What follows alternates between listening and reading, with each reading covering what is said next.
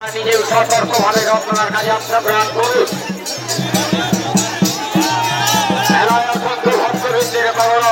তাই যে সমস্ত ভক্তবৃন্দ এখনো পর্যন্ত মদন মঞ্চে রথমেলায় আসেননি, আপনারা আসুন, ঘরে বসে থাকবেন। আমরা বিদায় দিনের বিদায় সম্ভাষণ জানাচ্ছি।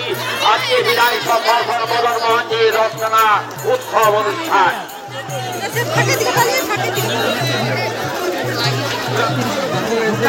ছিল এখানে